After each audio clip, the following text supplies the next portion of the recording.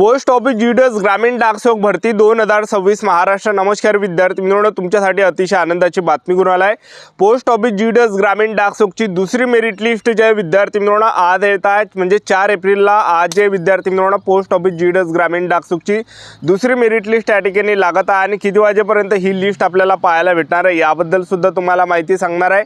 आणि त्याचबरोबर जे विद्यार्थी मित्रांनो पोस्ट ऑफिस जीडीएस ग्रामीण डाकसेवकच्या दुसऱ्या मेरिट लिस्टचा कट किती जाणार आहे, category wise SC ST OBC EWS open PWD या सर्व कॅटेगरी वाइज मी तुम्हाला कट सुद्धा सांगणार आहे। सेफ झोन किती आहे, त्याचबरोबर सर्व डिव्हिजनचा कट सांगणार आहे। अहिल्यानगर, अकोला, अमरावती, बारामती, बीड, भुसावळ, बुलढाणा, चंद्रपूर, छत्रपती संभाजी महाराज नगर, धाराशिव, धुळे, गोवा, जळगाव, कराड, कोल्हापूर, मालेगाव, मुंबई, नागपूर, महसूल, Nanded, Nashik, Navi Mumbai, Palghar, Pandharpur, Parbhani, Pune city, Pune city west, Pune महसूल, रायगड, रत्नागिरी, मिरज, भुसावळ, सांगली, सातारा, श्रीरामपूर, सिंधुदुर्ग, सोलापूर, ठाणे, वर्धा, यवतमाळ या सर्व डिव्हिजनचा कॅटेगरी वाइज कटअप किती जाणार आहे, सेफ झोन किती आहे याबद्दल सुद्धा आपण आजच्या व्हिडिओच्या माध्यमातून बोलणार आहे। आणि त्याचबरोबर जे विद्यार्थी मित्रांनो कोणकोणते डिव्हिजन असे असणार आहे ज्या ठिकाणी कटअप आपल्याला कमी पाहायला या ठिकाणी भेटणार आहे।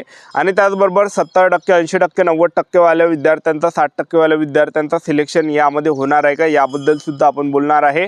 आजचा व्हिडिओ खूप महत्त्वाचा होणार आहे, व्हिडिओ शेवटपर्यंत बघा आणि व्हिडिओला आताच लाईक करा। नमस्कार विद्यार्थी मित्रांनो, माझी नोकरी कॉर्नर यूट्यूब चॅनलवर मी गोपाल वानखडे तुमचं सर्वांचं सहर्ष स्वागत करतो। तर मित्रांनो, व्हिडिओचा थंबनेल बघून तुमच्या लक्षात आलं असेल की आपला व्हिडिओ कोणत्या टॉपिकवर होणार आहे। व्हिडिओ सुरू करण्याच्या आधी आपल्या यूट्यूब चॅनलला सबस्क्राइब करा, जेणेकरून प्रत्येक भरतीचे अपडेट तुमच्यापर्यंत सर्वात आधी पोहोचेल। जास्त करून पोस्ट ऑफिस जीडीएस ग्रामीण डाकसेवक भरतीच्या रिलेटेड जास्त व्हिडिओ आपल्या चॅनलवर अपलोड करत असतो आणि 10वी 12वी पास भरतीच्या रिलेटेड जास्त व्हिडिओ आपल्या चॅनलवर अपलोड करत असतो। व्हिडिओ सुरू करण्याच्या अगोदर सर्वांना एक रिक्वेस्ट आहे की 10वी मध्ये तुम्हाला किती पर्सेंटेज पडलेले आहे नक्की कमेंट बॉक्समध्ये सांगा, जेणेकरून मला सुद्धा एक अंदाज लागणार आहे की मुलांना 10वी मध्ये सरासरी किती पर्सेंटेज आहे, कितीचा रेशो आहे, कितीच्या रेशोमध्ये मुलांना पर्सेंटेजच्या म्हणजे 60%, 70%, 80% वाले, 90% वाले, 91, 92, 93% वाले किती विद्यार्थी आहे हा काही अंदाज आपल्याला या ठिकाणी लागणार आहे, एक लक्षात ठेवा, ठीक आहे। तर पहा विद्यार्थी मित्रांनो, पोस्ट ऑफिस जीडीएस ग्रामीण डाकसेवकची जी पहिली लिस्ट लागली होती त्यामध्ये मोठ्या प्रमाणात फर्जीवाडा झाला आहे, म्हणजे त्यामध्ये 3,500 प्लस विद्यार्थ्यांचा सिलेक्शन झाला आहे आणि त्यामधले कोणत्याही जास्त विद्यार्थ्यांनी त्यामधलं डॉक्युमेंटेशन केलेलं नाही आहे, त्यामुळे ही दुसरी लिस्ट त्या ठिकाणी त्यांना लावायची आहे। आणि पोस्ट ऑफिस जीडीएस ग्रामीण डाकसेवकची जी दुसरी मेरिट लिस्ट येणार आहे तर आजच येणार आहे, म्हणजे 4 एप्रिलला, आणि ते सुद्धा 5 वाजता नंतर, दुपारचे 5 वाजता नंतर रात्री सुद्धा आपल्याला लिस्ट पाहायला भेटणार आहे। 5 वाजता नंतर लिस्ट आपल्याला पाहायला भेटणार आहे पोस्ट ऑफिस जीडीएस ग्रामीण डाकसेवकची दुसरी मेरिट लिस्ट, ठीक आहे। तर आजच या ठिकाणी रिझल्ट लागणार आहे 4 एप्रिलला जवळपास 5 वाजताच्या नंतर, एक तर रात्री पण लागू शकते। जर समजा आज नाही लागली तर मग जे विद्यार्थी मित्रांनो 5 एप्रिल किंवा 6 एप्रिलपर्यंत सुद्धा या ठिकाणी फायनल आपल्याला पाहायला भेटणार आहे। जर समजा शक्यतो आज जे काही कारणाने जर नाही आली लिस्ट, कधी कधी होते, एक लक्षात ठेवा, जर समजा आज काही कारणानं आली नाही लिस्ट तर मग समजून द्या की 5 किंवा 6 एप्रिलपर्यंत येणार आहे, ठीक आहे। तर ह्या 2-3 दिवसामध्ये आपल्याला या ठिकाणी पोस्ट ऑफिस जीडीएस ग्रामीण डाकसेवकची दुसरी मेरिट लिस्ट आपल्याला या ठिकाणी पाहायला भेटणार आहे, एक लक्षात ठेवा, ठीक आहे। तर आता पोस्ट ऑफिस जीडीएस ग्रामीण डाकसेवकचा कटअप किती या ठिकाणी जाणार आहे तर ते तुम्हाला सांगून देतो। आणि त्याचबरोबर पहा विद्यार्थी मित्रांनो, आपल्याला डिमोटिवेट या ठिकाणी व्हायचं नाही आहे। जसं पहिली लिस्ट लागली एकदम हायफाय लागल्या, म्हणजे फॉर्म भरताना विद्यार्थ्यांनी जास्त पर्सेंटेज टाकले होते, 97 फॉर्म भरताना टाकले होते, स्वतःवरून पर्सेंटेज त्या ठिकाणी टाकले होते, त्यामुळे भरपूर विद्यार्थ्यांचं सिलेक्शन झालं नाही। आपल्याला डिमोटिवेट व्हायचं नाही आहे, कारण की पोस्ट ऑफिस जीडीएस ग्रामीण डाकसेवकमध्ये एकच लिस्ट लागत नाही, तर यामध्ये 6 लिस्ट लागणार आहे, एक लक्षात ठेवा। तर 6 लिस्ट, 10 लिस्ट लागणार आहे, तसताचा कटअप कमी जाणार आहे। आणि ही जी भरती आहे जून महिन्यापर्यंत चालणार आहे आणि जून महिन्यामध्ये आणखीन सुद्धा तुमच्यासाठी सुवर्ण संधी निघून येणार आहे। जून महिन्यात सुद्धा नवीन पोस्ट ऑफिस जीडीएस ग्रामीण डाकसेवकची नवीन वॅकन्सी येणार आहे, म्हणजे वर्षातून 2 वेळा जे विद्यार्थी मित्रांनो पोस्ट ऑफिस जीडीएस ग्रामीण डाकसेवकची भरती येत जाणार आहे, ठीक आहे। आता ह्या जून महिन्यामध्ये नवीन वॅकन्सी आपल्याला पाहायला भेटणार आहे, एक लक्षात ठेवा, ठीक आहे। तर आपल्याला डिमोटिवेट व्हायचं नाही, संयम आपल्याला ठेवायचा आहे। तर आता पोस्ट ऑफिस जीडीएस ग्रामीण डाकसेवकचा कटअप किती जाणार आहे, सेफ झोन काय, तर ते तुम्हाला सांगून देतो, जेणेकरून एक अंदाज आपल्याला लागणार आहे। तर पहा विद्यार्थी मित्रांनो, अहिल्यानगर डिव्हिजन आहे आणि त्याचबरोबर बारामती डिव्हिजन आहे, अकोला डिव्हिजन आहे, अमरावती डिव्हिजन आहे, बीड डिव्हिजन आहे, भुसावळ डिव्हिजन आहे, बुलढाणा डिव्हिजन आहे, चंद्रपूर डिव्हिजन आहे।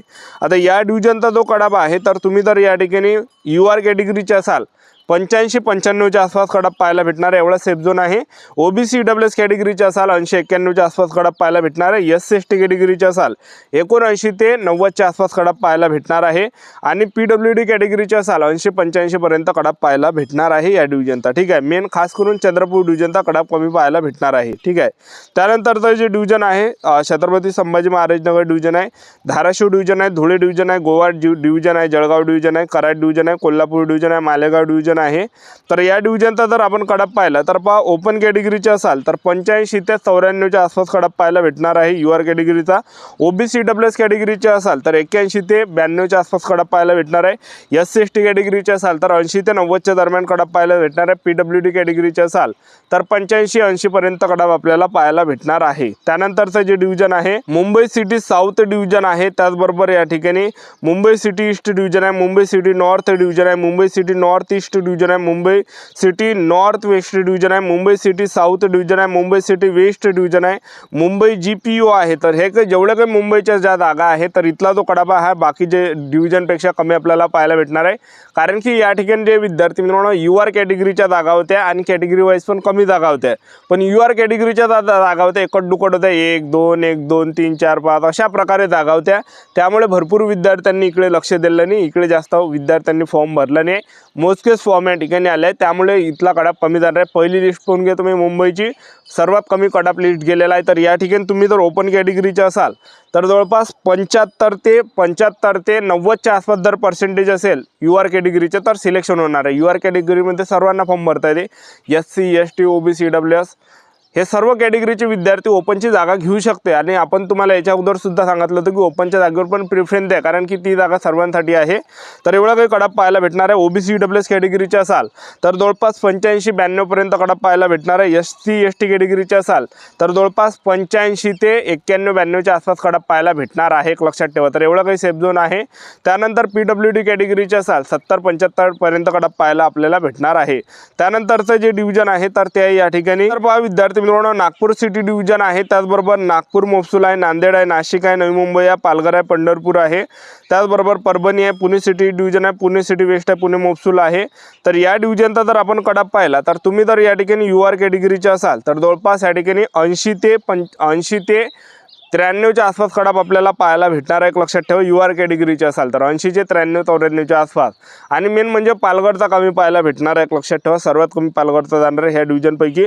आणि ओबीसी डब्ल्यूएस कॅटेगरीचे असाल तर 85 ते 91च्या आसपास कडप पाहायला भेटणार आहे. एस सी एस टी कॅटेगरीचे जर तुम्ही असाल तर जवळपास या ठिकाणी 80 ते 91च्या आसपास कडप पाहायला भेटणार आहे. आणि पीडब्ल्यूडी कॅटेगरीचे असाल तर जवळपास 70%-80% पर्यंत कडप पाहायला भेटणार आहे. त्यानंतरचं जे डिव्हिजन आहे तर ते या ठिकाणी रायगड डिव्हिजन आहे, रत्नागिरी डिव्हिजन आहे, RMS BM मिरज आहे, RMS भुसावळ आहे, सांगली आहे, सातारा आहे, श्रीरामपूर आहे, सिंधुदुर्ग आहे, सोलापूर आहे, ठाणे आहे, वर्धा आहे, यवतमाळ आहे. आता या डिव्हिजनचा जर आपण कडप पाहिला तर या डिव्हिजनचा जो कडप आहे तर तुम्ही जर या ठिकाणी युआर कॅटेगरीचे असाल तर जवळपास या ठिकाणी जो कडप जाणार आहे 80 ते 94च्या आसपास या ठिकाणी कडप पाहायला भेटणार आहे. ओबीसी डब्ल्यूएस कॅटेगरीचे असाल 80 ते 92 पर्यंत कडप पाहायला भेटणार आहे. आणि एस सी एस टी कॅटेगरीचे जर तुम्ही असाल तर जवळपास या ठिकाणी 80 ते 90च्या आसपास कडप पाहायला भेटणार आहे. आणि पीडब्ल्यूडी कॅटेगरीचे असाल तर 75 ते 80च्या आसपास या ठिकाणी कडप आपल्याला पाहायला भेटणार आहे. एवढा काही सेफ झोन आहे. तर ही होती संपूर्ण महत्त्वाची माहिती आजच्यासाठी. तर थांबतो, भेटूया नेक्स्ट व्हिडिओमध्ये. जय हिंद, जय